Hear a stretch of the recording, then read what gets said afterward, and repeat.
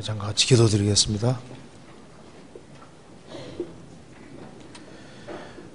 저희를 사랑하시는 하나님 아버지, 감사합니다. 오늘도 저희들을 한자리에 불러 모아주시고 하나님의 말씀을 통해서 교훈받게 해주신 것을 감사합니다. 오늘 이 시간 주 성령께서 함께 해주시고 하나님의 말씀으로 우리 영혼을 환하게 비춰주시고 우리가 주 안에서 특행할 것을 알 수 있도록 도와주시옵소서. 역사의 마지막 시대를 살아가는 저희들에게 주의 구원을 알게 해주시고 또 소망 중에 생을 살 수 있게 해주신 것도 감사합니다. 그리고 이 세상에 살아가는 목적을 더욱 분명히 하고 살 수 있도록 도와주시고 30배, 60배, 100배 결실하는 귀한 인생들이 다 될 수 있도록 도와주시옵소서. 오늘 모든 시종 주 성령께서 우리 마음 가운데 역사해 주시고 필요한 합당한 은혜로 채워주옵소서. 주 예수 그리스도 이름으로 기도하옵나이다. 아멘. 성경 구약 성경 잠언 1장 찾으시겠습니다. 잠언 1장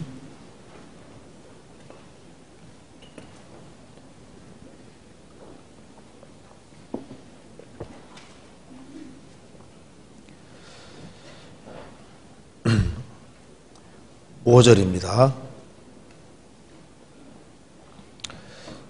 1장 5절. 지혜 있는 자는 듣고 학식이 더할 것이요 명철한 자는 모략을 얻을 것이라. 잠언과 비유와 지혜 있는 자의 말과 그 오묘한 말을 깨달으리라. 잠언 25장 찾으시겠습니다.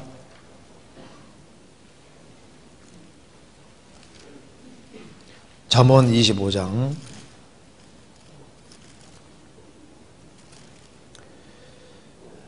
2절입니다. 25장 2절.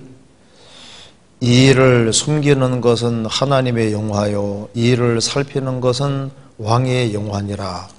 잠언 30장 보시겠습니다. 잠언 30장 4절입니다.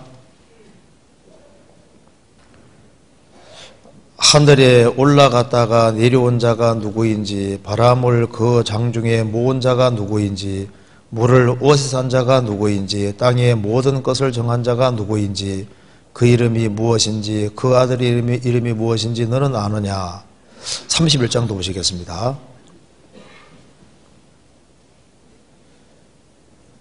31장 21절. 그 집 사람들은 다 홍색 옷을 입었으므로 눈이 와도 그는 집 사람을 위하여 두려워하지 아니하며 그는 자기를 위하여 아름다운 방석을 지으며 세마포와 자색옷을 입으며. 거기까지입니다. 미국 선교 좀 잘 다녀왔습니다. 이번에 우리 이형석 집사님과 그리고 이제 고성규 형제님, 조숙기 자매님, 또 어머니 박봉성 집사님, 그 외에 이제 청년들 여러 사람 해가지고 이제 다녀왔는데요. 그 팀도 참 적절하게 구성되어 있었던 것 같습니다. 그래서 LA 가서 이제 월요일부터 주일까지 일주일 동안 전통 집회했는데 할 때 한 번이라도 온 사람은 굉장히 많습니다. 한 50명이 넘었으니까요. 그래서 들쑥날쑥 갔긴 했지만은 또 여러 사람이 구원을 받고, 그 예리에서도 좀 바빴는데 가주중앙교회에서는 더 바빴습니다. 그래서 이제 집회 마치고 이제 가주중앙교회로 옮겼는데 거리가 한 1시간 정도 됩니다. 그래서 우리 가주중앙교회는 이제 멕시칸들이 이제 거기 한 70명 정도가 모이고 있고 또 한국 사람도 그 정도가 모이고 있습니다. 그래서 원래는 이제 월화수를 전도인 수련회만 갖기로 했었습니다. 그래서 미국에 전도인들이 19명이 있는데 이제 미국 전도인들만 모이려고 했는데 캐나다에서도 2분 참석해서 총 21분이 같이 모여서 전도인 수련회를 가졌는데 또 가주중앙교회에서 전도인 수련회 가지니까 전도인 수련회만 하면 어떡하냐, 생활 집회도 하자 해서 이제 월화수 저녁에 생활 집회를 이제 하면서 이제 전도인 수련회까지 가지고 이제 그렇게 하고 이제 그 다음날 목요일 날 이제 이제 아침 7시에 이제 나와서 이렇게 해서 이제 금요일 날 이제 저녁에 도착했습니다.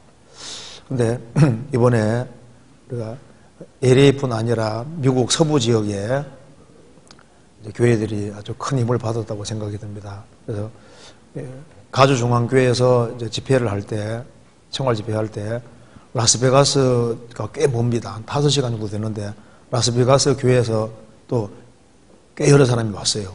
아주 호텔까지 잡아놓고 숙식하면서 같이 모임하려고 그렇게 했고, 또 콜로나 교회도 오고 LA 교회, 가주중앙교회 같이 와서 아주 귀한 모임이 됐습니다. 그래서 우리가 해외 갈 때마다 한국에서 많은 사람들이 기도해주고 또 그러기 때문에 모든 게 순조롭게 진행된다고 생각이 듭니다. 이번에 여러 사람들이 구원을 받고 또 구원받은 식구들이 아주 큰 힘을 얻고 그전보다 더 한마음과 한뜻이 되어서 주님 복음과 영광을 위해 살아야 되겠다는 마음을 굳혔다고 생각이 듭니다. 여러분을 감사합니다. 자, 오늘 시간에는 여기 잠언 1장 펴보시겠습니다. 잠언 1장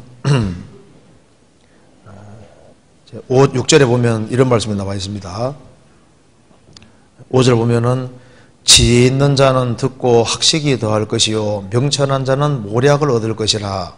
잠언과 비유와 지혜 있는 자의 말과 그 오묘한 말을 깨달으리라. 잠언은 우리가 자주 읽는 책에 속한다고 할 수 있습니다.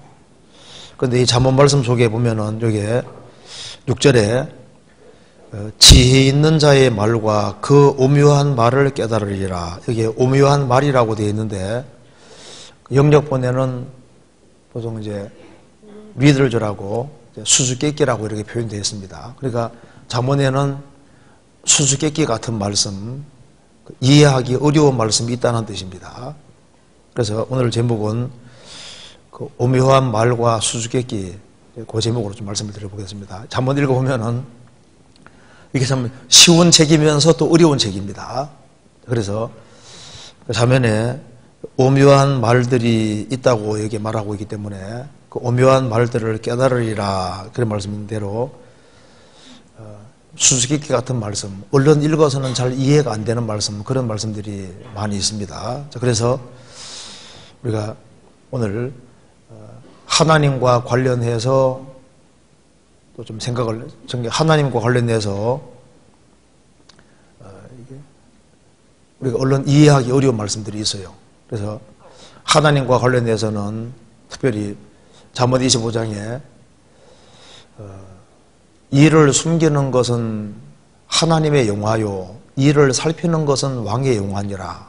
그럼 이렇게 보면 말듯 하거든요. 왜 하나님과 관련해서 이를 숨기는 것은 하나님의 영화라고 했을까? 이를 살피는 것은 왕의 영화라고 했을까? 참 그 이해하기가 어렵습니다. 또 예수님과 관련해서도 하늘에 올라갔다가 내려온 자가 누구인지, 그 바람을 그 장중에 모은 자가 누구인지, 물을 옷싼 자가 누구인지, 이런 말이 있으면 이게 참 애매한 말인 거예요. 그래서 왜 이게 도대체 무슨 뜻일까? 얼른 생각해도 좀 쉽지 않은 것이 있습니다. 또 잠언 31장에 보면은 그 현숙한 여인에 대한 얘기를 하면서 옷에 대해서, 방석에 대해서도 얘기를 하고 있거든요. 물론 그것이 문자적으로 그런 뜻이지만은 또 이 속에 우리에게 중요한 교훈이 있다고 생각됩니다. 그 옷 입는 문제, 어떤 옷을 입느냐 그 말입니다. 그리고 자기를 위하여 아름다운 방석을 짓는다. 그 왜 자기를 위해서 아름다운 방석을 지으며 그런 말이 왜 있을까요? 그 방석이라는 말이 이제 히브리어로 찾아보면은 이제 방석도 되고 이부자리도 되거든요.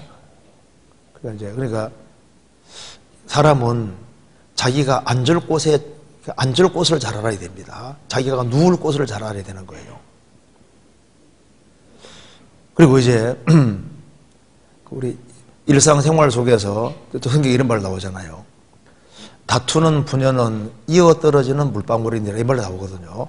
그걸 얼른 이야기를 해보잖아요. 다투는 부녀가 왜 이어떨어지는 물방울이냐고 말입니다. 그런 말도 좀 어려운 말이고. 그리고 또 성경에 이런 말 나와 있죠. 이 모래짐이라든가 이 돌짐 같은 걸 지는 것도 힘이 드는데 미련 한 자의 분노는 이 둘보다 무거우니라, 그런 말도 있거든요. 아니, 돌짐 지는 것이 무겁지 미련 한 자의 분노가 왜 더 무겁냐고 말입니다. 그런 것도 잘 이해가 안 되고. 성경에, 그러니까 성경에 여러 가지 말들이 나와 있습니다. 악인의 집은 망하겠고 의인의 장막은 번성하리라, 그런 말도 있거든요. 그래서 제가 지금 쭉 말씀드리는 이 내용을 좀 중심으로 해서 잠번에 좀 수수께끼 같고 얼른 읽으면 이해하기 어려운 말씀이 있는데 우리가 조금만 생각해 보면 이것이 우리 신앙생활에 크게 구원이 되리라고 생각합니다. 그래서 말씀이 좀 길어질지 모르는데 최대한 딱 이제 11시 반에는 끝내야, 12시 반에는 끝내야 되겠죠. 예.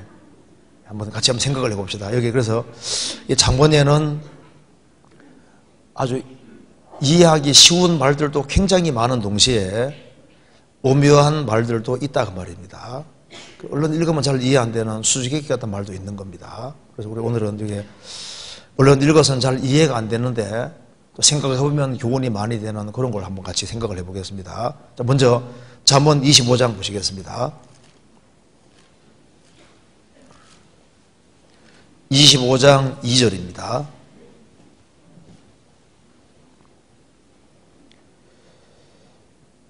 이 일을 숨기는 것은 하나님의 영화요, 이 일을 살피는 것은 왕의 영화니라. 이 일을 숨기는 것은 하나님의 영광이요. 하나님은 하나님의 영광을 위해서 이 일을 숨긴다고 했습니다. 이 일을 살피는 것은 왕의 영광이니라. 이게 도대체 무슨 뜻일까요? 먼저 성경에서 이 하나님을 소개할 때 하나님을 가리켜서 스스로 숨어 계시는 하나님이라고 소개를 하고 있습니다. 자, 이거 장 가지고 찾아봅시다. 이사야 45장.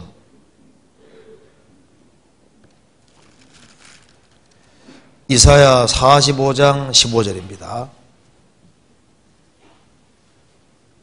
45장 15절. 1022페이지입니다.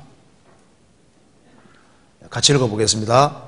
구원자 이스라엘의 하나님이여, 진실로 주는 스스로 숨어 계시는 하나님이시니이다.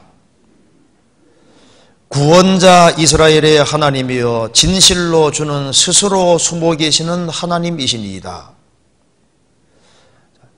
일생을 살아가면서 사람은 육신의 눈으로 하나님을 볼 수가 없습니다.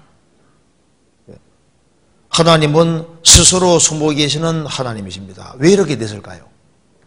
아담이 범죄하기 전에는 아담은 하나님과 항상 교통했습니다. 그런데 아담이 범죄하고 난 이후에 하나님과 사람 사이에는 교통이 끊어져 버렸습니다. 이스라엘이 범죄할 때 하나님 말씀하시기를 하나님이 스스로 숨으신다는 말씀을 계속하고 있습니다.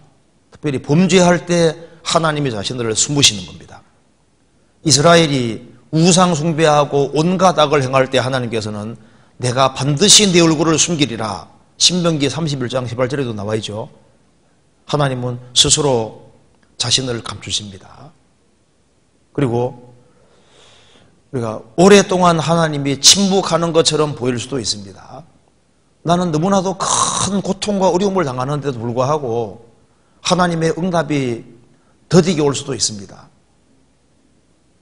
스스로 숨어 계시는 하나님이시라고 했습니다. 그리고 하나님께서는 하나님의 목적과 계획과 비밀을 감춰두신 경우도 많습니다.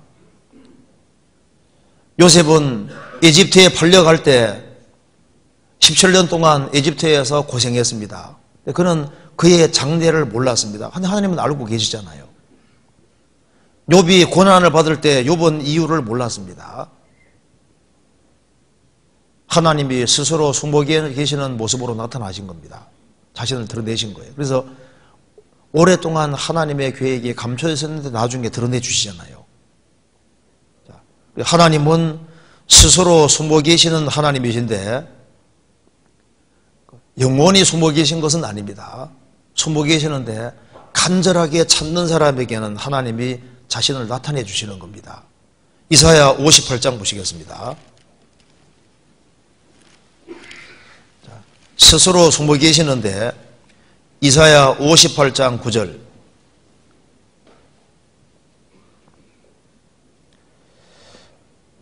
내가 부를 때에는 나 여호와가 응답하겠고 내가 부르짖을 때에는 말하기를 내가 여기 있다 하리라.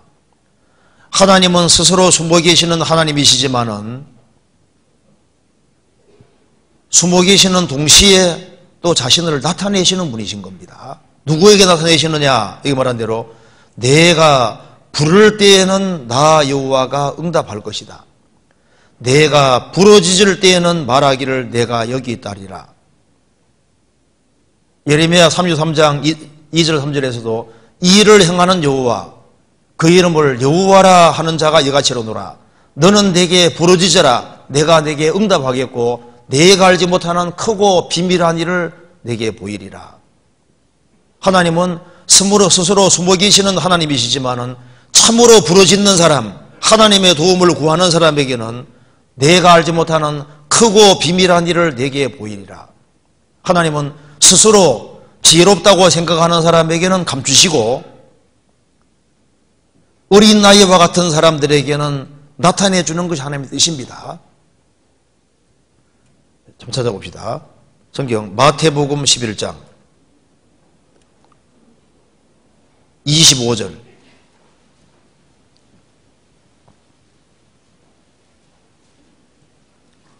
11장 25절 그때 예수께서 대답하여 가라사대 천지의 주제이신 아버지여 이것을 지혜롭고 설기 있는 자들에게는 숨기시고 어린 아이들에게는 나타내심을 감사하나이다.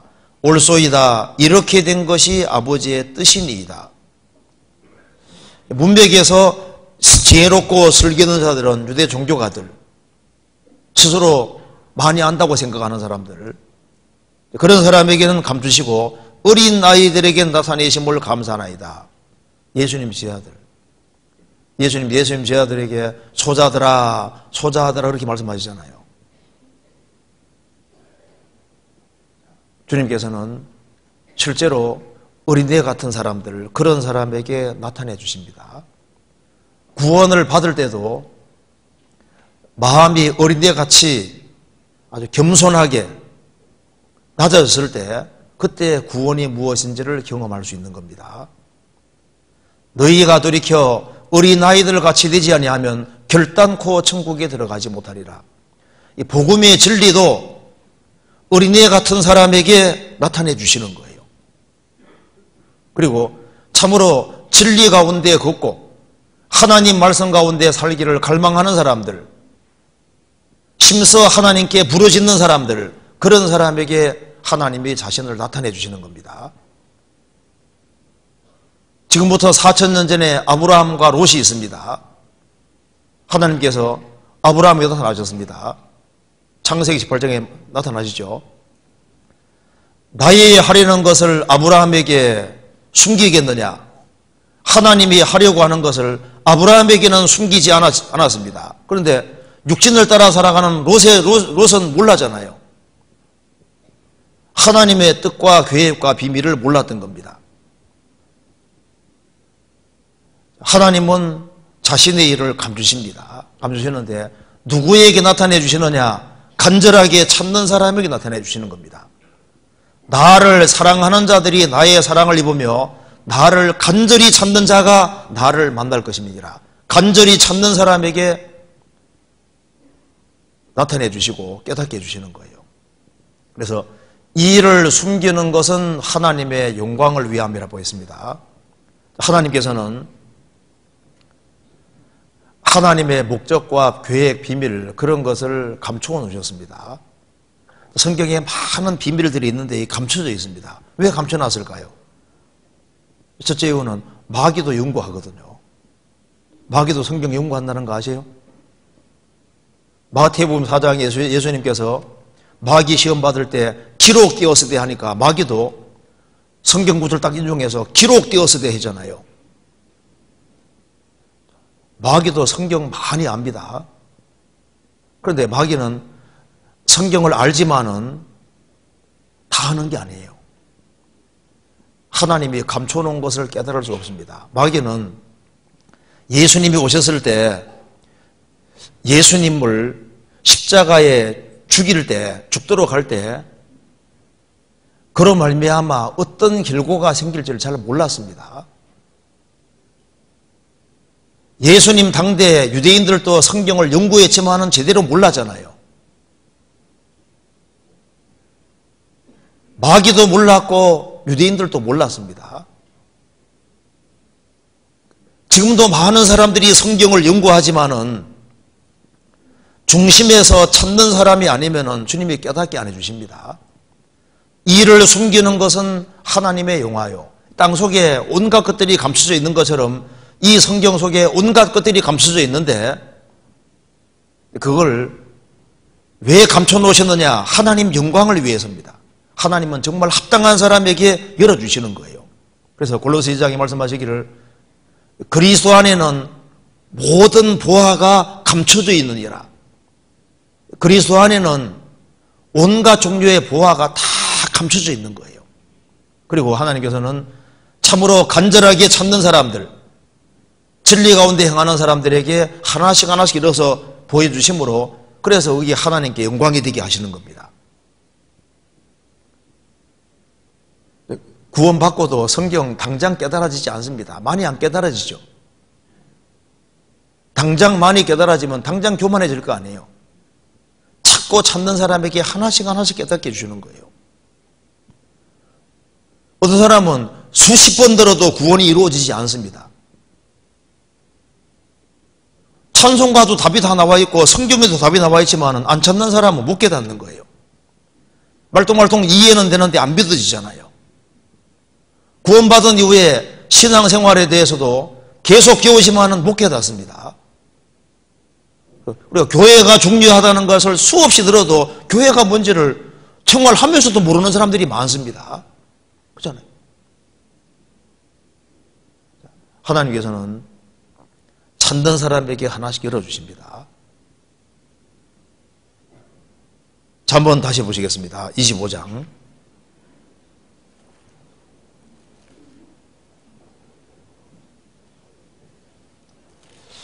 잠언 25장 2절.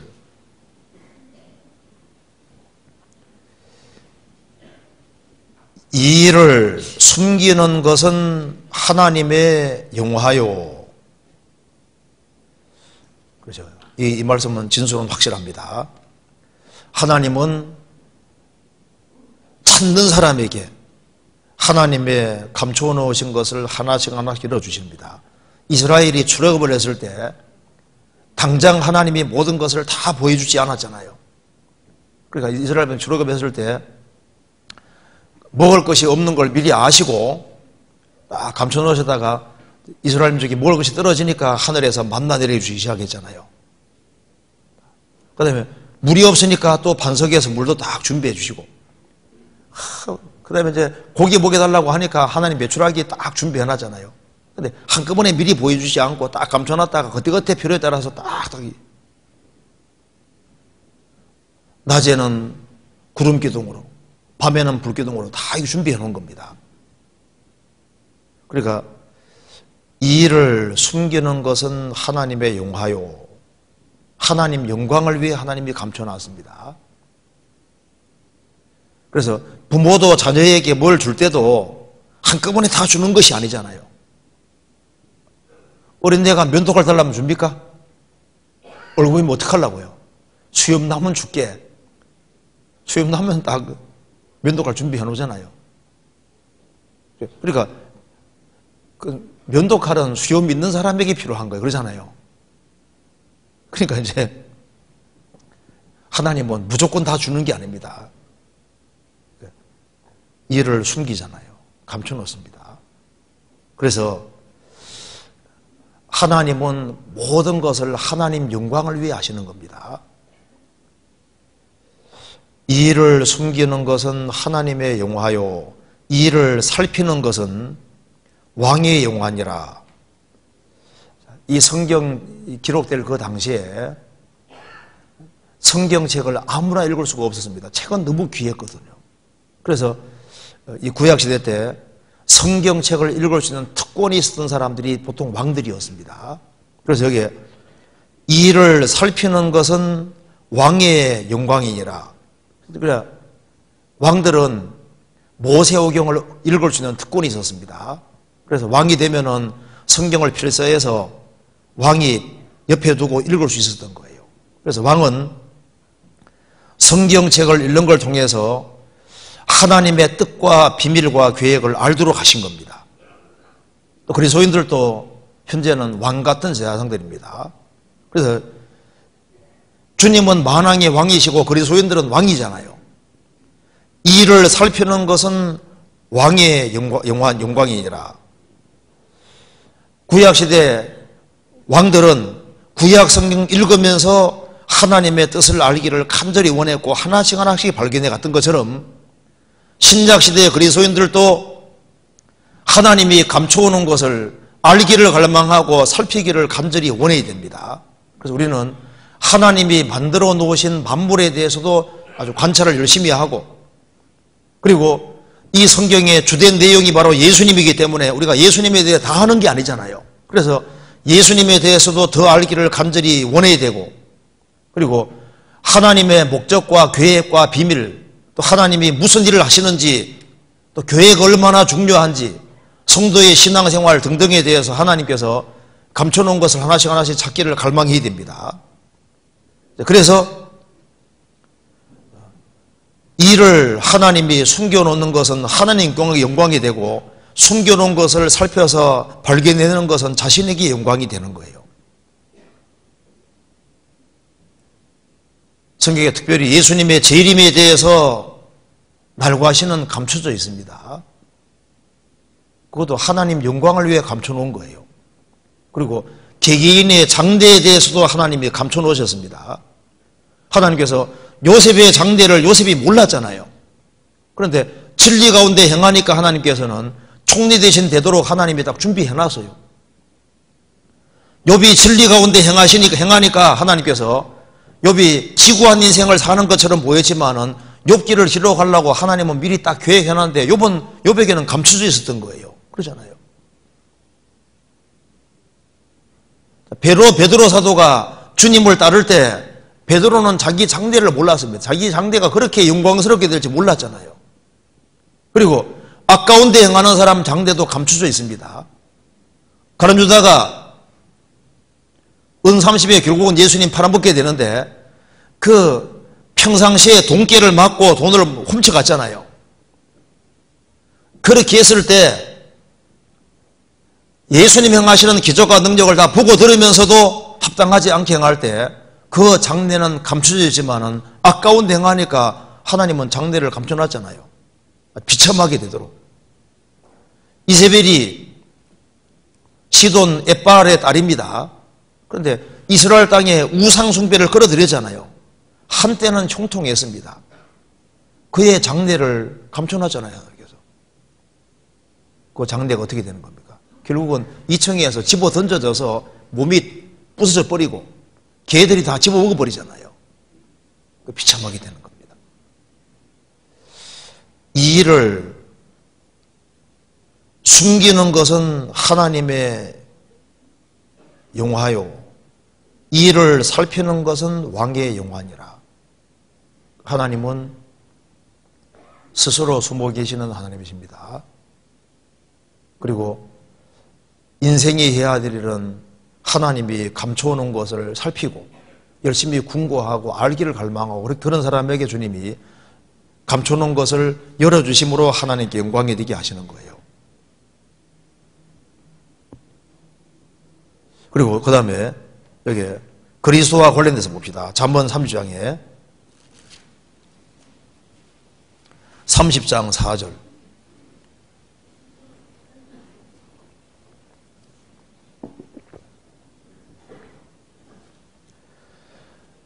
하늘에 올라갔다가 내려온 자가 누구인지, 바람을 그 장중에 모은 자가 누구인지, 물을 옷에 싼 자가 누구인지, 땅의 모든 끝을 정한 자가 누구인지, 그 이름이 무엇인지, 그 아들의 이름이 무엇인지 너는 아느냐? 구약시대 때도 이 성경 구절 읽을 때 참 이게 사람들이 애매하게 생각했을 겁니다. 도대체 그 이름이 무엇인지, 그 아들의 이름이 무엇인지 너는 아느냐? 예수님이 오시기 전이니까요. 이게 도대체 무슨 말이요? 그래서 유대교 철학자 중에 대표적인 철학자 마이모니데스 같은 사람도 하나님이 독생자 아들이 있다는 것 자체를 전혀 이해를 못했습니다. 성경 시편 1편, 2편에서도 그 아들에게 맞추라 그랬고, 여기도 그 아들의 이름이 무엇이냐 했는데, 구약 성경을 읽으면서도 이걸 잘 깨닫지를 못했습니다. 신약시대에 와서는 성부, 성자, 성령, 성자 예수님에 대한 지식이 있으니까 이 말씀이 쉬운데 그 옛날에는 쉽지는 않았습니다. 그런데 여기 보면은 예수님에 대해 설명을 하면서 하늘에 올라갔다가 내려온 자가 누구인지, 이 말도 이제 처음 읽는 사람은 참 이해가 잘 안 됩니다.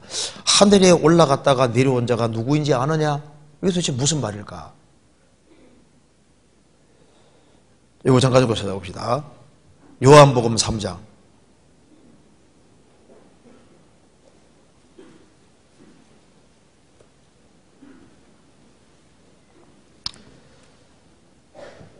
(3장) 13절. 하늘에서 내려온 자 곧 인자 외에는 하늘에 올라간 자가 없느니라. 에녹이라는 사람은 산채로 들림을 받았고 엘리야도 산채로 들림 받았습니다. 그런데 스스로 하늘을 자유롭게 왕래할 수 있는 분은 딱 예수님밖에 없는 거예요. 하늘에서 내려온 자 곧 인자 외에는 하늘에 올라간 자가 없느니라. 그러니까 자유롭게 왕래할 수 있는 분은 예수님밖에 없다 그 말입니다. 그래서 구약시대 때도 예수님이 여러 번 나타나셨잖아요. 아브라함에게도 나타나셨죠. 삼손의 아버지 마노에게도 나타나시고 야곱에게도 나타나시고 구약시대 때 여러 번 나타나셨는데, 그러다가 이제 마침내 성육신에서 세상에 오셨고 또 죽으시고 부활해 또 가셨잖아요. 그래서 하늘에 올라갔다가 내려온 자가 누구인지, 하늘을 자유롭게 왔다 갔다 할 수 있는 분이 누군지 아느냐? 예수님밖에 없는 겁니다. 천사들은 마음대로 왔다 갔다 할 수 있는 게 아닙니다. 하나님께서 가지 말하면 못 가는 거예요. 그리고 뒤에 봅시다. 여기 잠언 3장 4절에 바람을 그 장종 손바닥 안에 모은 자가 누구인지 아느냐? 바람을 손바닥 안에 모은 자가 누군지 아느냐? 바람을 손에 딱 붙잡고 있다 그 말입니다. 바람을 잡고 있는 분이 누군지 아느냐? 그분이 바로 주 예수 그리스도인 거예요. 그래서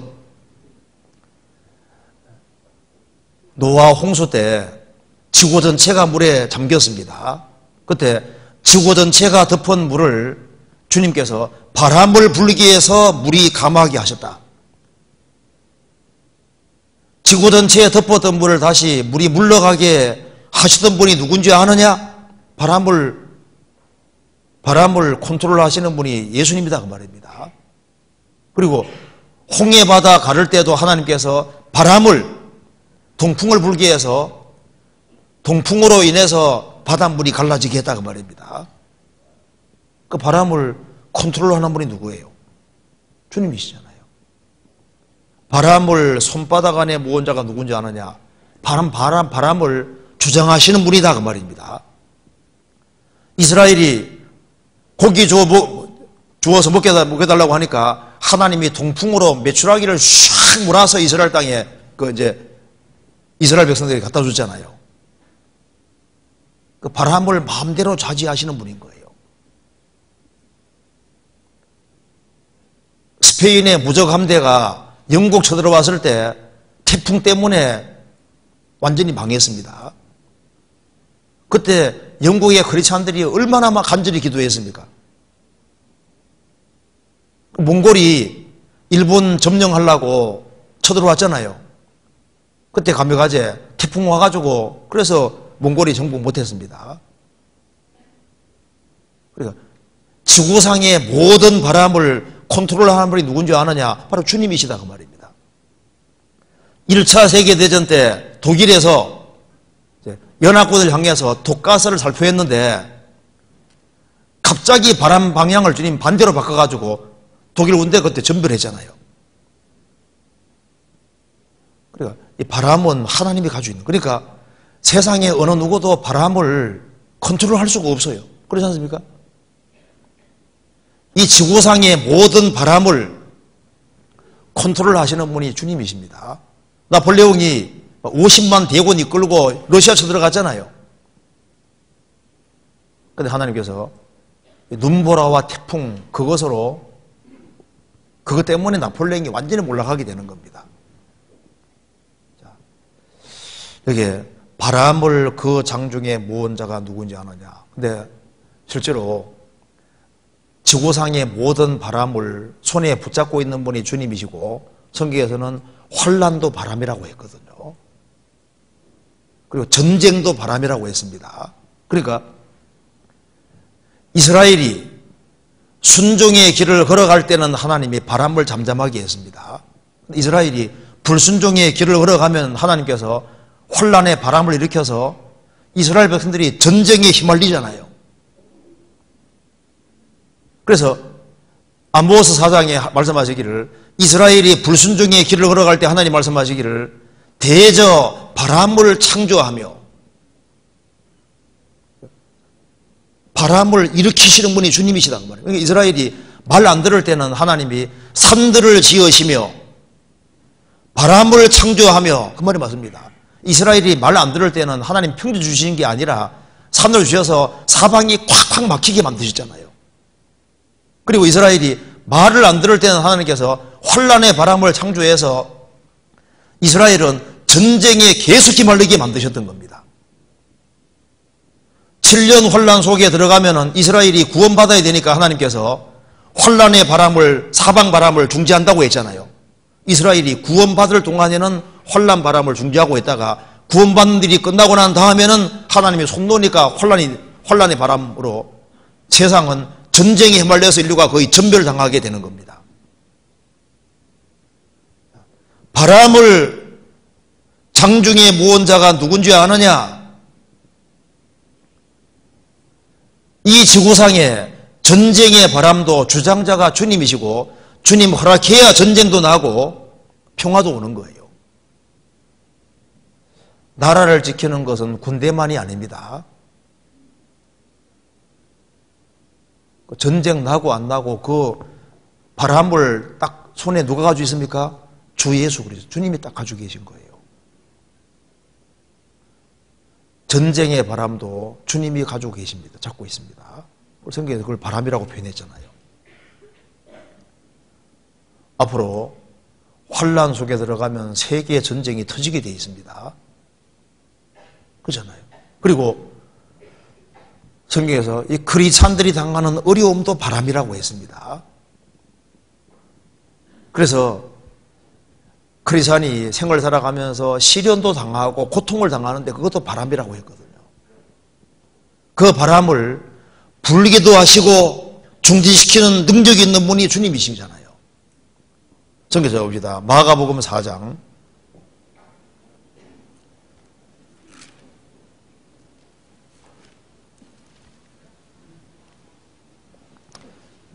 35절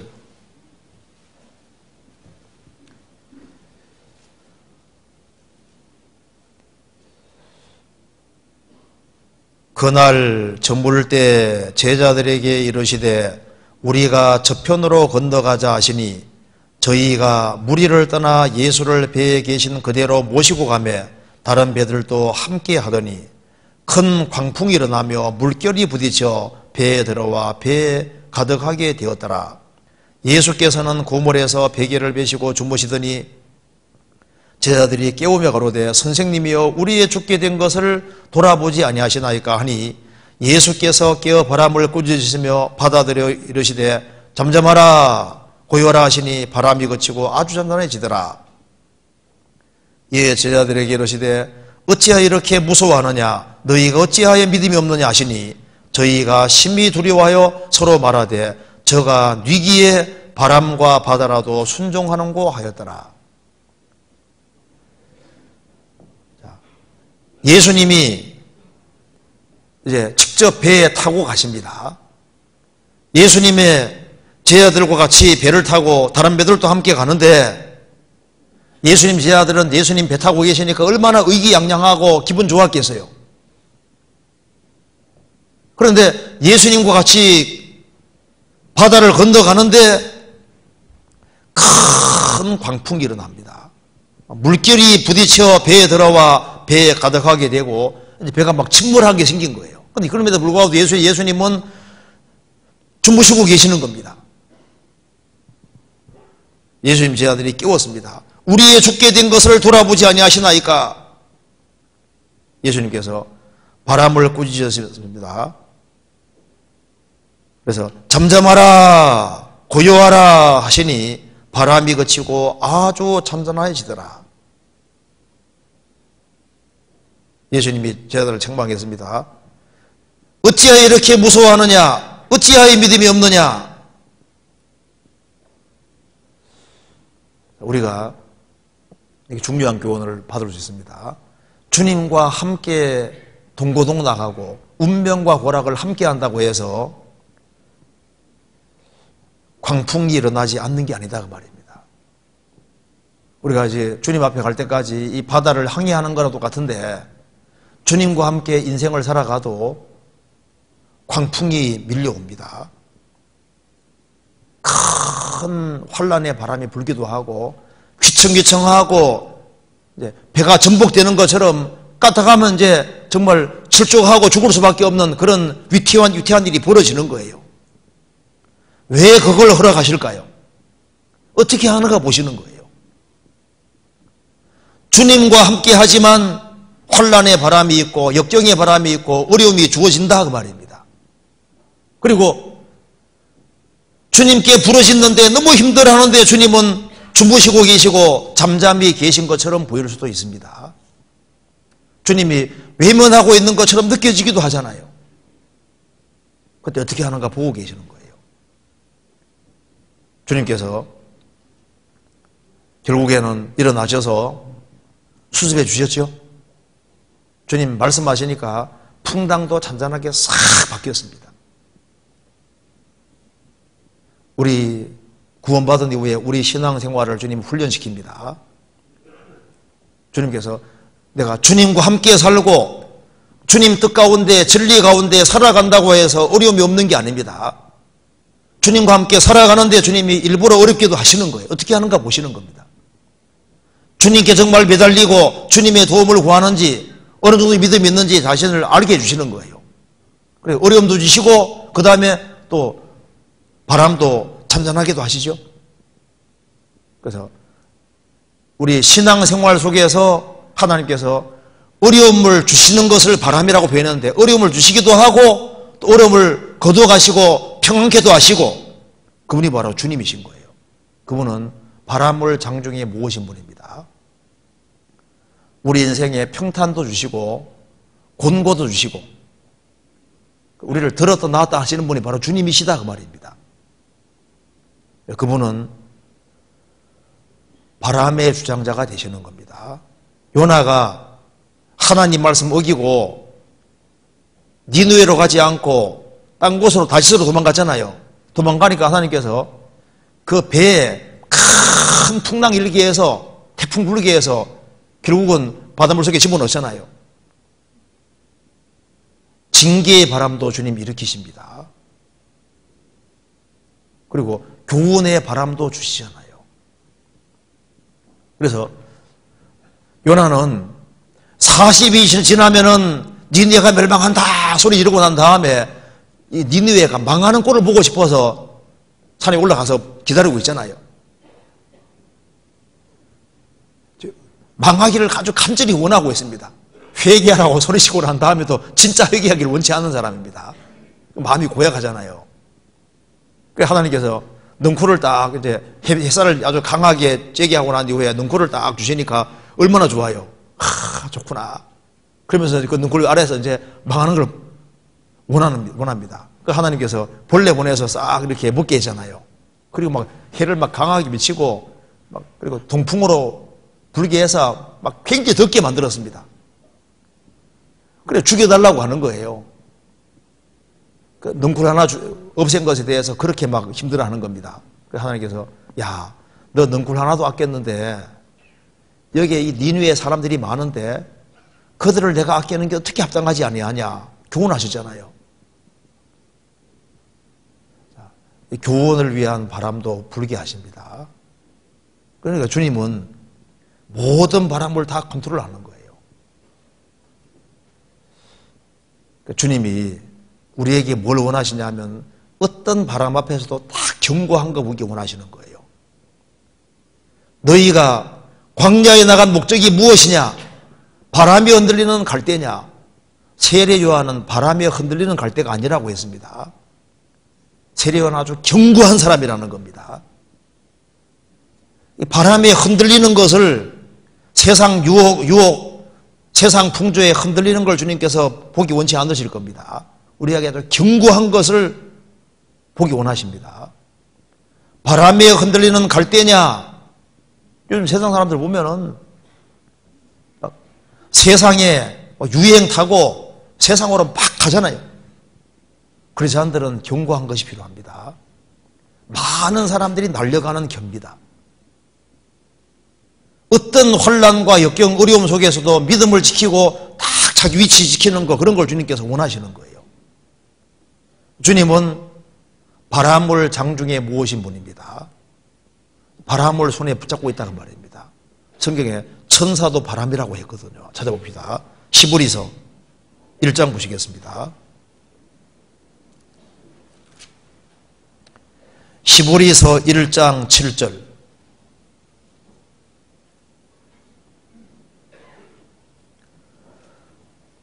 (1장 7절) 또 천사들에 관하여는 그는 주님께서는 그의 천사들을 바람으로 그의 사역자들을 불꽃으로 삼으시느니라 하셨으되 그의 천사들을 바람으로 삼으신다. 바람은 눈에 안 보이면서 영향 미치잖아요.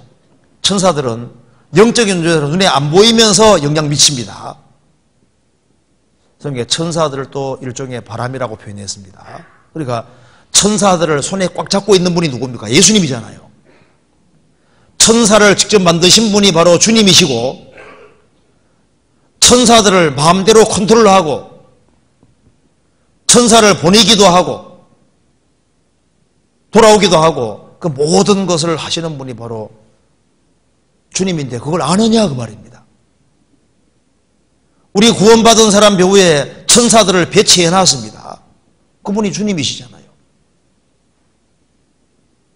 나사로가 죽었을 때 천사들이 모시고 아브라함 품에 들어갔는데 그렇게 하게 하신 분이 주님이시잖아요. 천사가 타락한 것이 마귀입니다. 마귀도 하나님 손안에 있는 거예요. 욥을 시험할 때도 하나님 말씀하시기를 욥을 시험하는데 몸은 건드리지 마라. 몸까지는 치는데 목숨은 안 된다. 마귀는 하나님 허락하신 범위 안에서만 행동할 수 있는 겁니다. 그래서 루터가 말하기를 데블 이즈 가치 데블이라고. 마귀는 하나님의 마귀다. 마귀는 하나님 허락하신 안에서만 다 할 수 있는 거예요. 그분은 세상의 모든 바람을 붙잡고 계시고 모든 전쟁의 바람, 인생이 겪는 모든 고통과 그 모든 것에 대한 바람을 불기도 하고 중지도 시키는 그 모든 능력을 주님이 가지고 계신 거예요. 그리고 그분은 천사들을 또 장중에 가지고 계시는 겁니다. 그리고 성경에서 성령의 역사도 바람이라고 표현했습니다. 바람이 이모로 불매 내가 그 소리를 들어도 어디서 오며 어디로 가는 걸 알지 못하나니 성령으로 난 자는 다 이러하니라. 성령을 바람으로 표현했는데요. 바람은 자기 불고 싶은 대로 부는 것처럼 성령도 원하시는 대로 역사하시는 겁니다. 그런데 바람은 어디서 와서 어디로 가는지 모르지만 바람 소리 들리는 것처럼 성령이 어디서 와서 어디로 가는지 모르지만은 성령의 소리가 들리는 겁니다. 성령의 소리가 복음이잖아요. 죽은 자들이 하나님의 아들의 음성을 들을 때고 못 듣더라. 듣는 자는 살아나리라.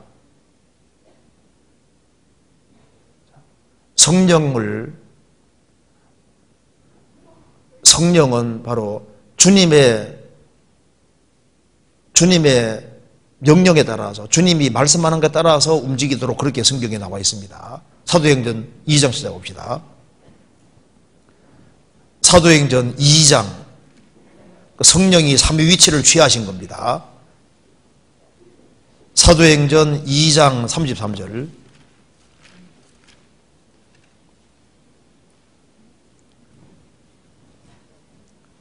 33절 하나님이 오른손으로 예수를 높이심에 그가 약속하신 성령을 아버지께 받아 너희 보고 듣는 이것을 부어주시느니라. 5순절에 성령을 제 아들에게 부어주실 때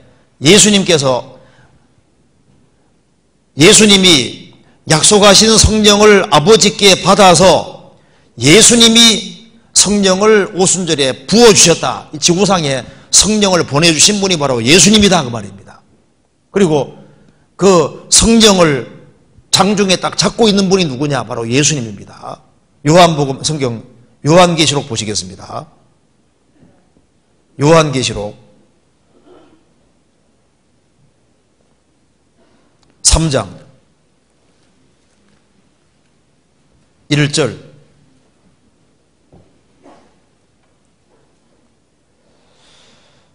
사대 교회의 사자에게 편지하기를 하나님의 7영과 7뼈를 가진 이가 가라사대. 예수님이 하나님의 7영 성령을 가지신 이고 7뼈를 가지신 일꾼을 손에 붙잡고 계시고 하나님의 7영 성령을 가지신 이라고 했습니다. 이게 중요한 뜻이 있습니다. 여기에 예수님은 바람을 손바닥 안에 모으고 있는 분이잖아요. 예수님은 오순절에 성령을 아버지께 받아서 부어주신 분입니다. 계시록 3장에서는 손에 일꾼만 붙잡고 있는 게 아니라 7영 성령을 가지신이라 그랬잖아요. 그러니까 어느 지역에서 성령 역사가 나타나게 하기도 하고 성령 역사를 거두기도 하는 분이 누구냐? 그분이 주님이시다 그 말입니다. 그래서 한때는 어떤 교회가 전도가 잘 됐는데 합당하지 아니하면은 성령 역사를 거두가시는 분이 주님이시잖아요. 어떤 지역은 구원받은 식구들이 적지만은 정말 서로 사랑하고 진리 가운데 행하면은 성령께서 역사하도록 하시는 분이 주님이신 거예요. 그래서 우리가 보면은 지역교회 가보면은 어떤 교회 참 작은 교회인데 구원받은 식구들이 정말 진리 가운데 살고 서로 사랑합니다. 그러면 집회하면 많이 구원받거든요. 주님 구원받을 만한 사람 연결시켜 주세요. 사람은 한 사람 영혼도 거듭나게 할 능력이 없습니다. 사람을 거듭나게 하는 것은 성령이신데 어떤 지역에서는 어떤 교회에서는 성령께서 크게 역사하시고 어떤 교회는 성령 역사를 하지 않으시고 그걸 컨트롤 하시는 분이 누구냐? 바로 주님이신 거예요. 어떤 사람을 통해서는 계속해서 구원받는 역사 나타나게 하시고 어떤 사람 통해서는 아무도 구원받지 못하잖아요. 그 모든 것을 주장하시는 분이 누구냐? 주님이십니다. 주님은 왜 바람을 장중에 모은 자기 때문에 그런 거예요. 여기에 잠언 30장 다시 봅시다.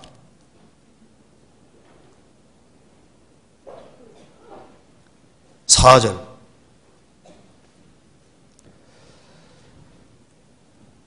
바람을 그 장중에 모은 손바닥 안에 모은 자가 누구인지 물을 옷에 싼 자가 누구인지 아느냐? 물을 옷에 싼 자가 누구인지 아느냐? 이게 무슨 말일까요? 성경에서 이렇게 그러니까 수수께끼 같은 말씀이 있다니까요. 좀 어렵잖아요. 물을 옷에 싼 자가 누구인지 아느냐? 이거 이해하기 위해서 한번 찾아봅시다. 욥기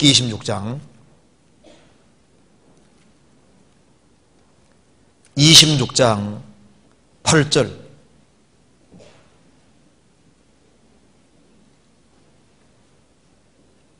8절 물을 빽빽한 구름에 싸시나 그 밑에 구름이 찢어지지 아니하느니라. 물을 옷에 싼 자가 누구인지 이게 무슨 말일까요?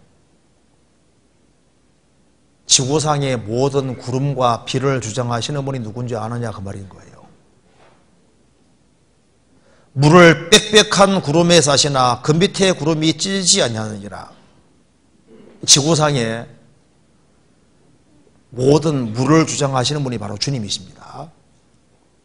그래서 하나님께서 이 바다의 물을 쫙 끌어올려서 구름으로 딱 싸고 해서 주님께서 어느 지역에는 비도 내리게 하시고 어느 지역에는 비도 내리지 않게 하시고 이 구름과 비를 주장하시는 분이 누군지 아느냐? 바로 주님이시다 그 말인 거예요. 욥기 37장 보시겠습니다.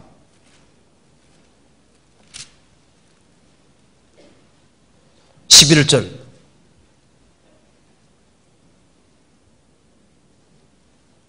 37장 11절 그가 습기로 빽빽한 구름 위에 실으시고 번개빛의 구름을 널리 펴신즉 구름이 인도하시는 대로 두루 행하나니 이는 무릇 그의 명하시는 것을 세계상에 이루려 함이라. 혹 징벌을 위하며 혹 토지를 위하며 혹 긍휼을 베푸심을 위하여 구름으로 오게 하시느니라. 주님께서 구름으로 빽빽하게 구름에 실어서 이제 구름을 싣고서 이제 비를 어떤 때는 징벌을 위해서 비를 내리기도 하시고 토지를 적시기 위해서 내리기도 하시고 긍휼을 베풀기 위해서도 구름으로 오게 하시기도 한다. 그렇죠? 이스라엘 백성들은 정말 이걸 실감할 수 있었습니다. 이스라엘이 말을 잘 들으면은 이른 비 늦은 비가 적당하게 내리잖아요. 이스라엘이 말 안 들으니까 하나님이 하늘을 딱 닫아버리고 비를 제때 안 내려주시고 이스라엘이 그리스도를 배척했을 때는 하나님이 전 세계 덮어버리고 하늘을 닫아서 비를 안 내리시니까 이스라엘 땅이 철처럼 딱 굳어버리고 그리고 하나님께서 시로코 같은 열풍 불게 해서 모래 동반한 바람 불어서 그냥 이스라엘 덮치게 하니까 이스라엘 땅이 정말 황무지가 됐잖아요. 그래서 지금 농사 짓고 먹고 사는 것도 누구 때문이냐? 사람 먹고 사는 모든 걸 컨트롤하는 분이 바로 주님이신 줄 아느냐 그 말입니다. 그러니까 모든 구름과 비를 딱 손에 붙잡고 있는 분이 바로 주님이신 거예요. 지구상의 모든 바람을 주장하시는 분이 바로 주님이시다 그 말이에요. 그걸 빨리 알아라 그 말인 거예요. 잠언 30장 4절 하늘에 올라갔다가 내려온 자가 누구인지 바람을 그 손바닥 안에 모은 자가 장중에 모은 자가 누구인지 물을 옷 싼 자가 누구인지 앞으로 세계적인 기근이 오게 되어 있습니다. 하나님께서 7년 혼란 속에서 구름으로 비가 땅에 제때 안 쏟아지게 만들면요, 기근이 심해질 수밖에 없잖아요. 땅의 모든 것을 정한 자가 누구인지 아느냐? 그 이름이 무엇인지, 그의 아들 이름이 무엇인지 너는 아느냐? 너 성부와 성자를 아느냐? 그 말입니다. 영생은 곧 유일하신 참 하나님과 그의 보내신 자 예수 그리스도를 아는 것입니다. 성부와 성자가 이 일을 한다 그 말입니다.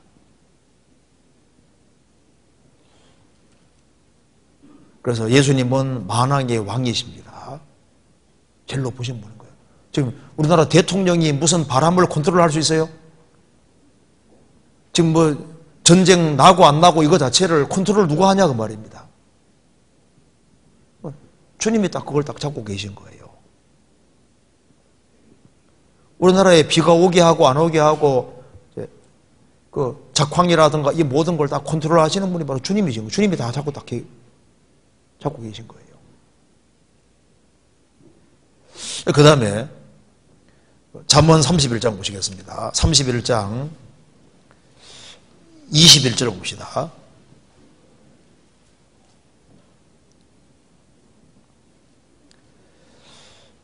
그 집 사람들은 다 홍색 옷을 입었으므로 눈이 와도 그는 집 사람을 위하여 두려워하지 아니하며 그는 자기를 위하여 아름다운 방석을 지으며 세마포와 자색옷을 입으며, 여기 현수간 여인에 대한 얘기가 나와 있는데요, 이 현수간 여인이 보면 참 남편에게 잘했어요. 그리고 굉장히 부지런합니다. 그리고 부지런히 모은 이유는 가난하고 어려운 사람을 도와주기 위해서입니다. 그리고 이 현수간 여자는 그 자기 집 사람들도 잘 돌보고 또 자기를 위해서도 그렇게 단정하게 행했습니다. 21절에 그 집 사람들은 다 홍색 옷을 입었으므로 눈이 와도 그는 집 사람을 위해 두려워하지 아니하며, 실제로 이게 실제를 말하는 겁니다. 실제로 홍색 옷을 입었는데 그 70년적에는 여기 이중옷이라고도 했답니다. 그렇게 번역도 했는데 홍색 옷, 그러니까 눈이 와도 두려워하지 않을 것이다. 홍색 옷 입었으니까. 두꺼운 홍색 옷을 입어놓으면 안 춥잖아요. 그리고 그는 자기를 위하여 아름다운 방석을 지으며 세마포와 자색옷을 입으며, 이 옷이 참 중요한 문제입니다. 서양에서도 단정한 사람은 무슨 옷 입습니까? 단정한 옷을 입어요. 허술한 사람은 또 어떻게 입습니까? 허술하게 입거든요. 이게 옷이라는 것이 내면을 반영하는 거예요. 아주 이상한 옷을 입기 좋아하는 사람은 그 사람이 이상한 사람입니다. 진짜예요. 이 현수간 여인은 보면은 자기를 위해서 그 세마포, 자색옷, 그 세마포, 깨끗한 하얀 세마포가 하얀 옷이잖아요. 흰옷. 그리고 자색옷은 아주 굉장히 아주 가치가 있는 옷입니다. 가치가 있는 옷이고, 그리고 아주 단정한 모습. 그러니까 이 사람이 단정하면은, 단정한 옷을 입으면 그 사람도 속이 단정한 사람이 단정한 옷을 입는 거예요. 그렇잖아요. 아무 옷이나 막 입고 다니는 사람은 속도 막 그럴 수도 있습니다. 그러니까 이제 이 옷이 좀 중요한데, 여기서 우리가 좀 교훈받을 것은, 여기 왜 실제로 그 집 사람들은 다 홍색 옷을 입고 있었잖아요. 눈이 와도 두려워하지 않는다. 물론 실제를 말하는 건데, 이 신앙생활에서도 교훈이 될 수 있는데, 이 현수간 여인이 바로 교회의 그림자도 되거든요. 교회는 남편 되신 그리스도에게 선을 행하잖아요. 교회는 현수간 여인처럼 부정하잖아요. 교회는 결국은 주님 영광을 위해서, 이웃을 위했기 때문에 이웃을 위해서 희생하고 수고합니다. 그리고 교회 안에 있는 사람들은, 그 집안 사람들은 다 홍색 옷을 입었다. 이 홍색 옷이, 여기 이제 홍색 옷이라 그랬는데요, 이것이 시보리어로는 진홍색 옷입니다. 근데 이 진홍색을 만들 때 뭐 가지고 만드냐 하면은 시편 22편에 나와 있는 그 벌레에서 나오는 것으로 만드는 거예요. 홍색 옷이. 그러니까 이 홍색 옷의 재료가 뭔지 한번 봅시다. 이거 한번 봐봐요. 시편 22편 봅시다. 시편 22편 6절.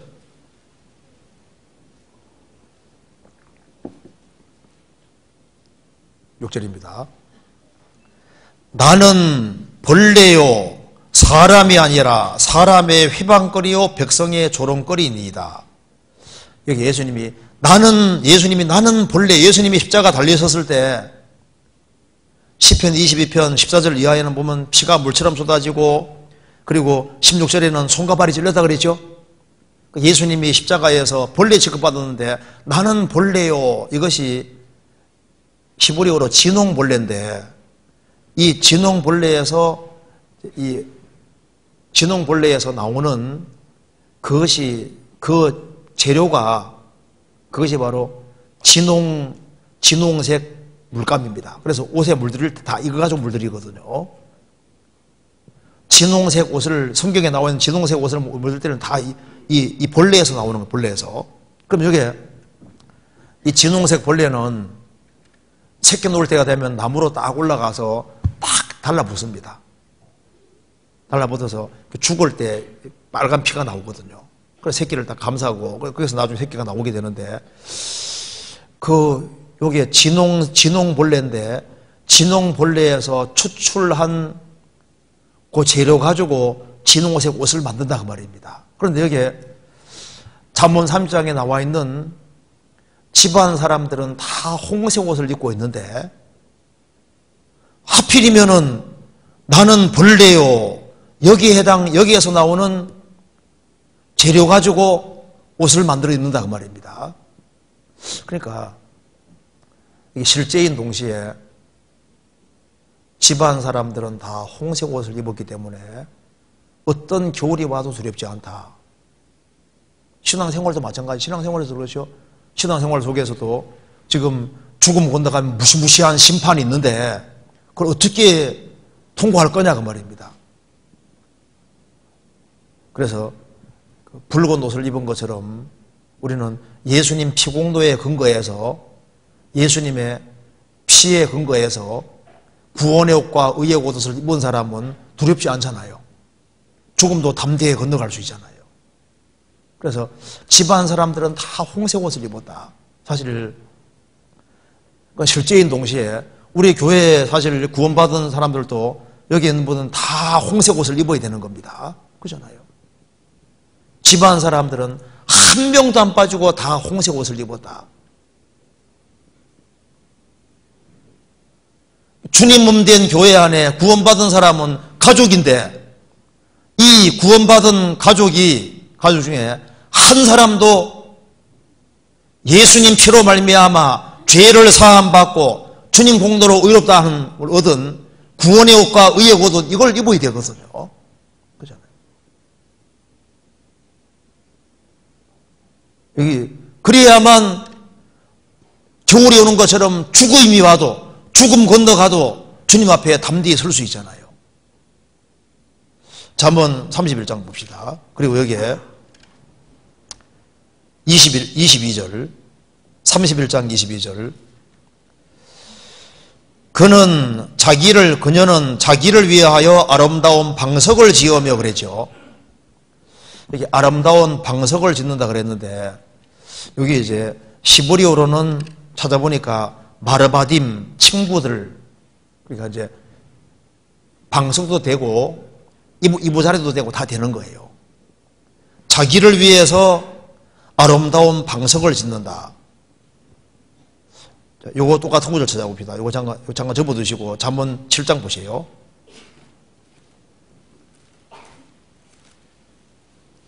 7장 16절.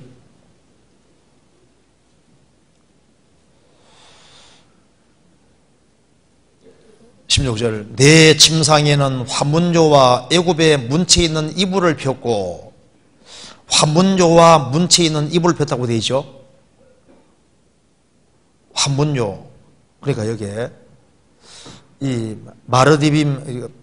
마르바딤이라는 이 단어가 친구에 관계되는 여러 가지 이제 것을 말하는 겁니다. 그러니까 방석이라든가 요라든가 이불 이런 걸 말하는 거예요. 그럼 여기서 특별히 왜 자기를 위하여 아름다운 방석을 지으며 이부자리 이런 것을 짓느냐 그 말입니다. 물론 이게 실제를 말하는 건데 동시에 이게 좀 중요한 교훈이 될 수 있습니다.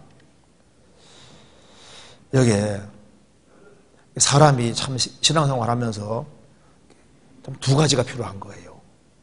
그러니까 자기 방석은 앉는 곳이잖아요. 이불은 눕는 곳이잖아요. 두 가지 알아야 되는데 앉아있을 곳에 앉아있고 앉을 자리에 알고 자기 누울 자리를 잘 아는 이게 지혜인 거예요. 성경 말씀하죠. 복 있는 사람은 악인의 꾀를 좇지 아니하며 죄인의 길에 서지 아니하며 오만한 자의 자리에 앉지 아니하고 오만한 자의 자리, 그 잘못된 자리입니다. 모세의 자리, 잘못된 자리에 앉아 있으면 안 되잖아요. 그리스도인들은 자기가 앉을 자리를 잘 알아야 됩니다. 우리가 구원받기 전에는 흑암에 앉아 있었는데 이제 구원받고 난 다음에는 앉을 자리가 따로 있는 거예요. 우리가 어디 앉아 있어야 될까요? 주님 발 앞에. 우리가 앉을 자리를 몇 가지 한번 확인해 봅시다. 누가복음 10장 39절 봅시다.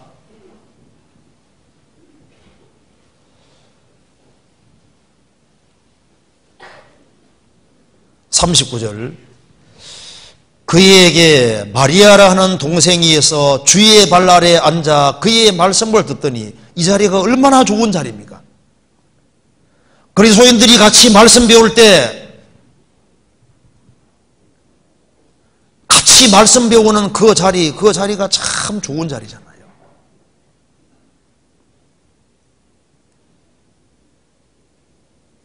이 마리아가 예수님 발 아래 앉아서 말씀을 열심히 들었기 때문에 나중에 옥합을 깨트리게 됩니다.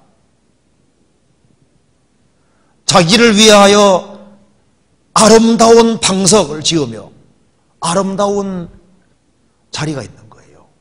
앉을 자리가 있는 겁니다.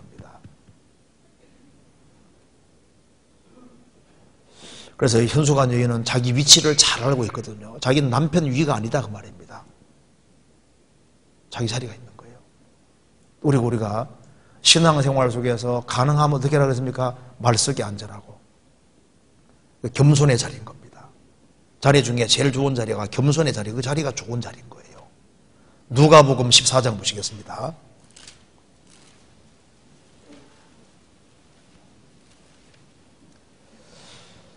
누가복음 14장 7절 청함을 받은 사람들의 상좌 택함을 보시고 저희에게 비유로 말씀하여 가라사대 내가 누구에게나 혼인잔치에 청함을 받았을 때 상좌에 앉지 말라. 그렇지 않으면 너보다 더 높은 사람이 청함을 받은 경우에 너와 저를 청한 자가 와서 너더러 이 사람에게 자리를 내어주라 하리니 그때 내가 부끄러워 말석으로 가게 되리라. 청함을 받았을 때 차라리 가서 말석에 앉아라. 그러면 너를 청한 자가 와서 너더러 보시오 올라앉으라 하리니 그때야 함께 앉은 모든 사람 앞에 영광이 있으리라. 무릇 자기를 높이는 자는 낮아지고 자기를 낮추는 자는 높아지리라. 겸손의 자리가 좋은 자리라는 거예요. 그러니까 같이 말씀 배우는 그 자리, 이게 얼마나 좋은 자리. 우리가 하나님 말씀을 배우는 자리, 이게 좋은 자리인 거예요. 그리고 겸손의 자리, 이게 좋은 자리입니다. 그리고 또 좋은 자리가 하나 있거든요. 아가서 봅시다. 아가서 3장. 이게 정말 좋은 자리잖아요. 아가서 3장.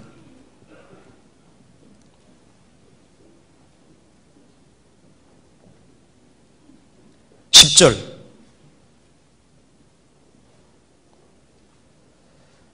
구절부터 보겠습니다. 솔로몬 왕이 레바논 나무로 자기의 연을 가마를 만들었는데 그 기둥은 은이요 바닥은 금이요 자리는 자색담이라. 그 안에는 예루살렘 여자들의 사랑이 입혔구나. 솔로몬이 자기 사랑하는 아내가 저 레바논 쪽에 사는데 데려오기 위해서 가마를 보냈습니다. 그러니까 술람 여인이 지금 가마 안에 있어요. 가마 안에. 가마 안에 그 자리. 그 자리가 참 좋은 자리입니다. 주님의 신부가 되는 그 자리. 그리고 용사 60인이 둘러싸고 있잖아요. 정말 좋은 자리가 성소의 자리입니다. 성소의 자리. 우리는 지금 주의 천사들에게 둘러싸여서 주님 계신 천국으로 가는 과정이 있는데 천사들이 보호하고 있잖아요. 이 솔로몬의 이 자리는, 가마 이 자리는 그리스도인들이 같이 함께하는 자리고 교제하는 자리인 거예요. 이것만큼 영광스러운 것이 없는 겁니다. 그리고 자리 중에서 정말 좋은 자리가 우리 하기수양이 할 때 같이 동참하는 그 자리가 얼마나 좋아요. 동계수련회 때 같이 성도들이 같이 모이는 그 자리 얼마나 좋은 자리입니까? 전도 집회할 때 같이 복음 위해서 수고하는 그 자리 얼마나 좋은 자리예요. 그래서 주님이 원하시는 그 자리에 앉아있는 그 사람들이 천국 들어가면 주님의 영광의 그 자리에 올라가게 되는 겁니다. 그리고 여기에 자리는, 방석은 또 다른 번역에는 또 침대라고, 침실, 여기 이부자리 됩니다. 누울 곳을 해요, 누울 곳을. 잠언 7장 보시겠습니다. 이 여자는 잘못된 데 누워 있습니다. 잠언 7장 16절. 내 침상에는 화문조와 애굽의 문치 있는 이불을 폈고, 이게 음녀입니다. 음녀는 죄 지으려고 이부자리를 폈습니다. 잘못된 데 누워 있는 거예요. 잘못된 데. 우리가 누울 곳을 제대로 알아야 됩니다. 잠자는 자여, 죽은 자들 가운데에서 일어나라. 구원받은 사람이 구원받지 아니한 사람하고 뒹굴고 거기에 누워 있으면은 그 이부자리가 잘못된 자리인 거예요. 그러잖아요. 성경 에베소서 5장 보시겠습니다.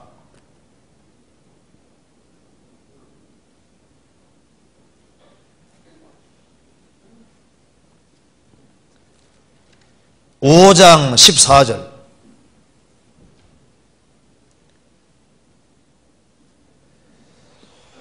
그러므로 이르시기를 잠자는 자여 깨어서 죽은 자들 가운데에서 일어나라. 그리스도께서 내게 비치리라 하셨느니라.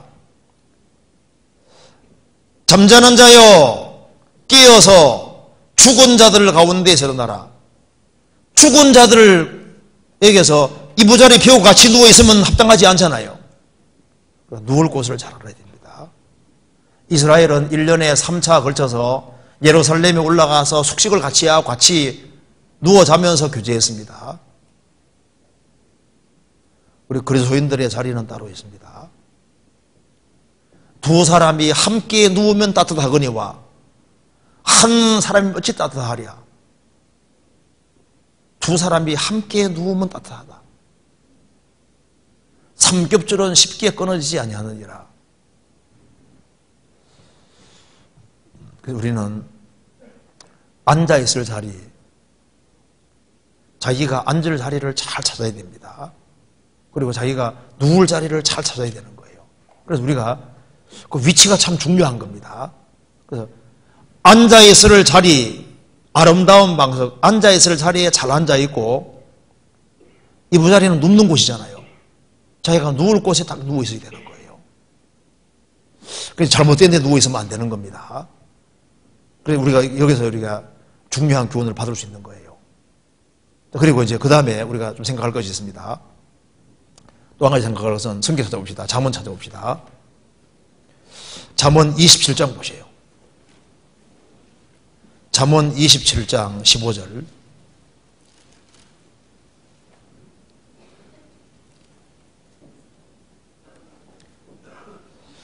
(15절)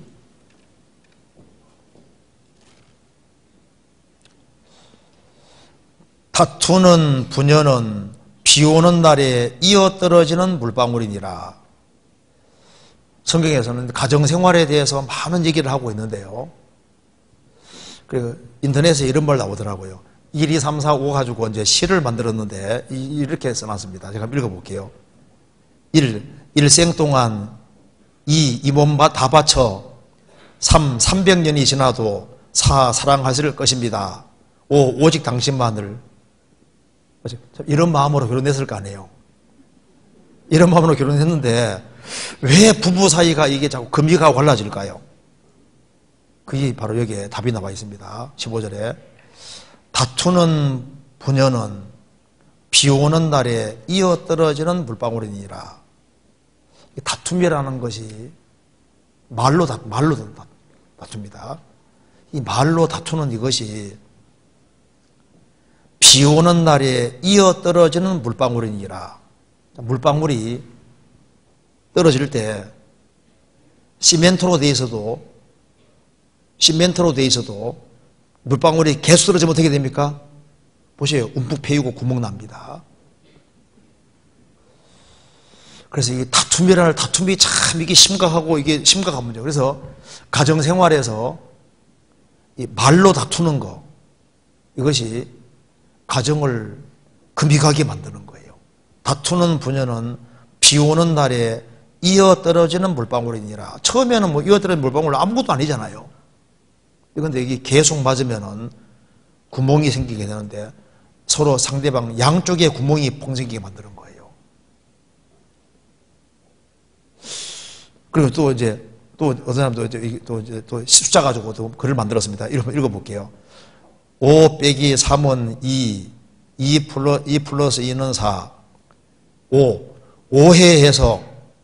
5회에서 3, 3걸음 빼기니까 3걸음 물러나면 2회가 되고 2회에서 2회를 더하면은 4, 사랑이 된다. 참 말 잘 만들었죠. 그러니까 5회 했을 때 조금 물러가서 생각을 하면은 또 상대방 입장에 서서 이해하면 좀 이해가 됩니다. 그래서 이해를 하고 좀 넓게 보면 이해가 다 되게 돼 있어요. 그래서 여기에 다투는 부녀는 이 가정생활에서 이게 참 말이 중요하다는 겁니다. 그래서 이 말을 바르게 하는 것이 얼마나 중요한지를 우리가 알 수 있는 것이 성경 또 가서 찾아봅시다. 잠언 27장 3절에 보세요.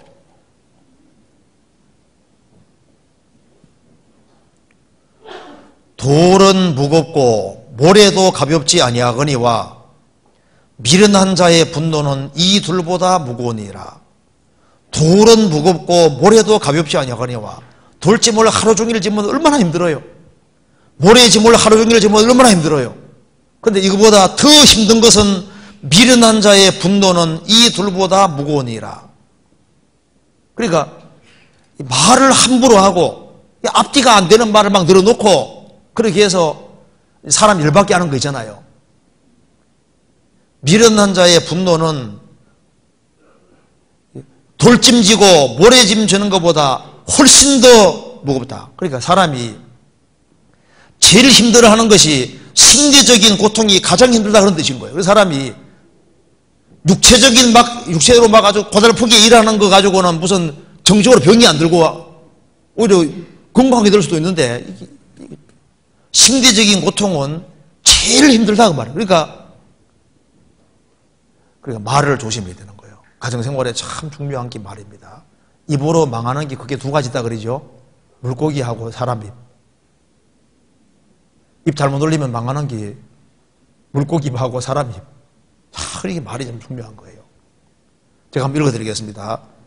이제 한 여자가 죽었는데 말이 너무 많은 여자가 죽었습니다. 이 떼짱 아래, 이 잔디 아래 한 줌의 흙이 아라벨라 영을 덮는다. 그녀는 5월 21일에 드디어 그녀의 혀를 멈추기 시작했다. 하도 말을 많이 했는데 이제는 딱 죽으니까 딱 다물었다. 그래서 여기에 우리 가정생활에서 말이 참 중요합니다. 어떤 부부 다툼이 심한 한 여자분이 한 수도사 찾아왔습니다. 내가 이게 다툼이 심해가지고 좀 못 견디겠다. 어떻게 하면 되겠냐? 하니까 방법이 있다고 하면서 이제 내가 신비한 물을 주겠다고 하면서 물 한 병을 가져왔습니다. 이거 다툼이 생길 때마다 딱 마셔가지고 입에 딱 물고 딱 있어라. 다툼이 있을 때마다. 그래가지고 이제 그 여자가 그 말대로 했더니만 가정에 평화가 왔거든요. 나중에 수도사 찾아왔습니다. 이 물이 참 어떻게 신비한 물인지 정말 가정의 다툼이 딱 끊어졌다고. 그 수도사가 뭐라 했냐면 신비한 건 침묵이죠. 다툼이 있을 때마다 딱 이렇게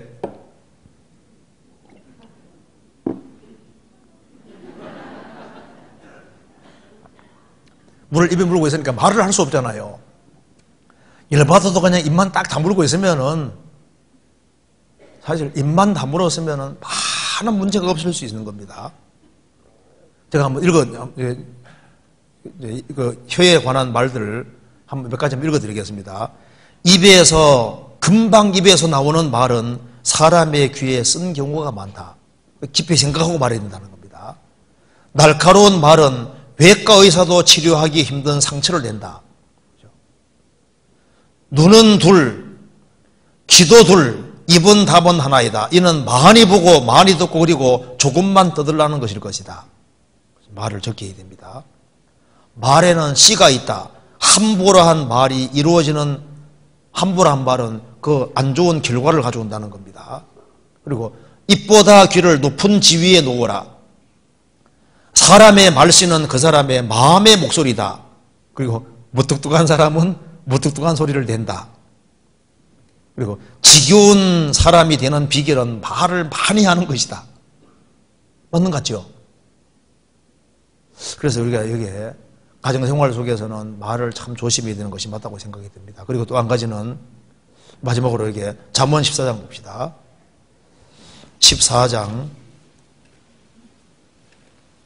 11절.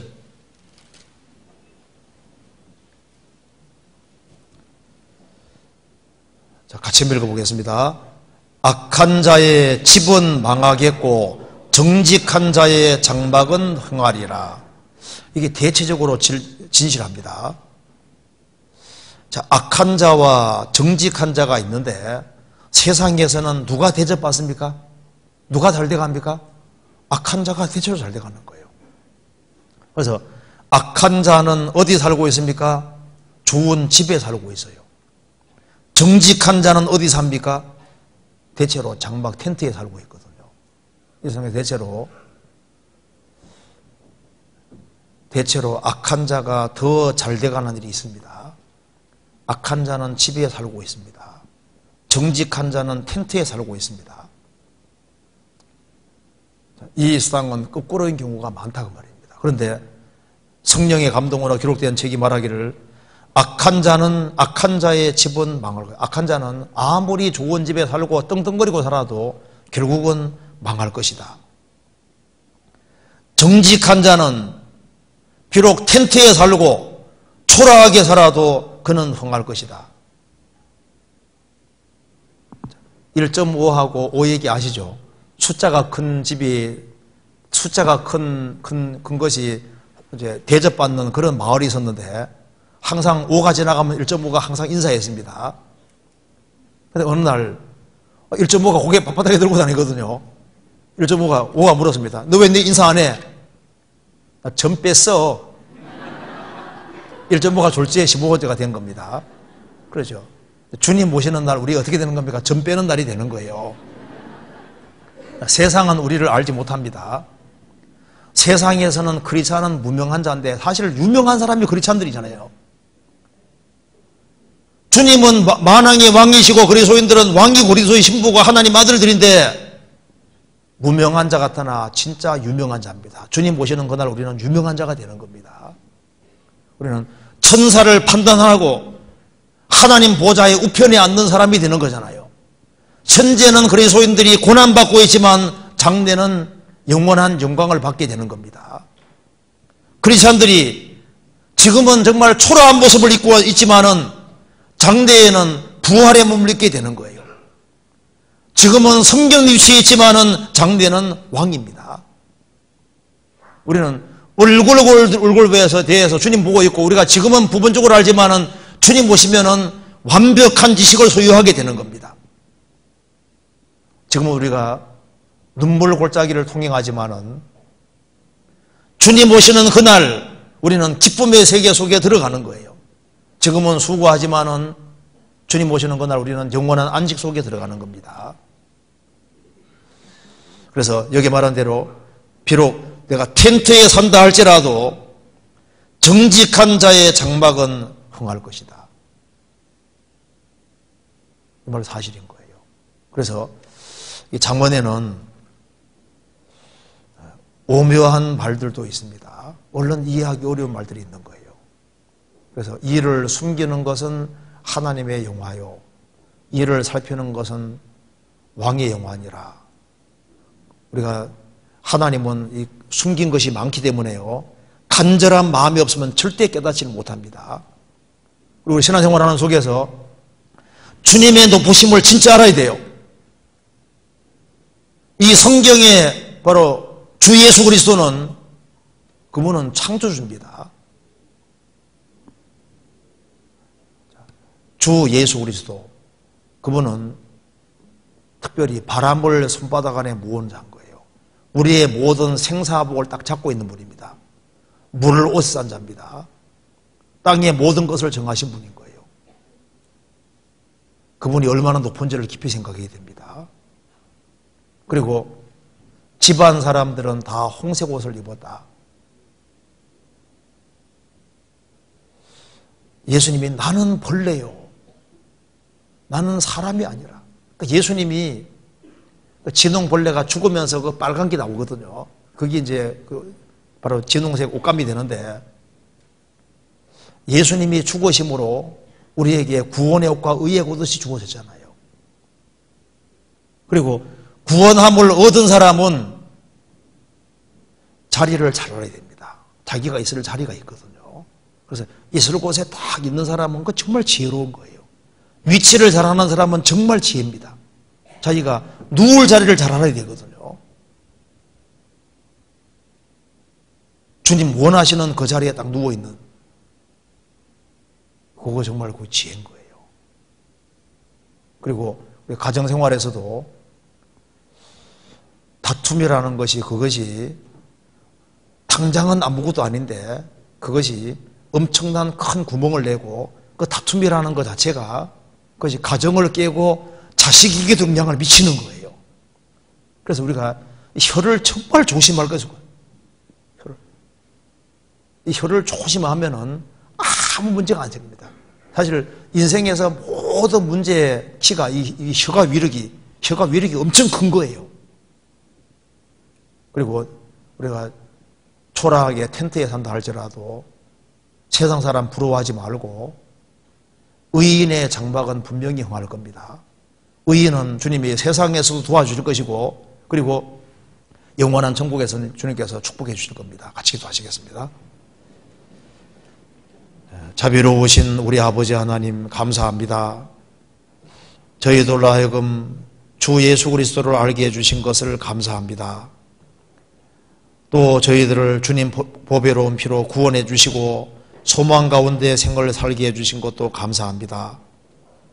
여기에 참석한 모든 분들에게 주님이 지혜와 총명을 주시고 또 능력을 주셔서 주님께서 맡기신 일을 잘 감당할 수 있도록 도와주시고, 우리의 사랑하는 가족들, 친척들, 이웃들에게도 이 귀한 복음을 더욱 담대히 증거할 수 있도록 도와주시옵소서.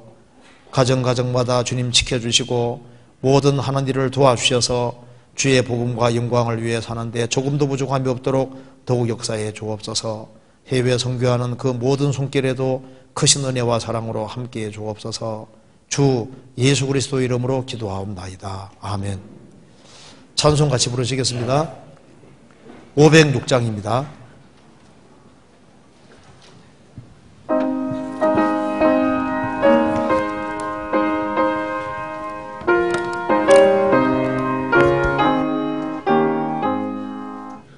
예수 더 알기 원하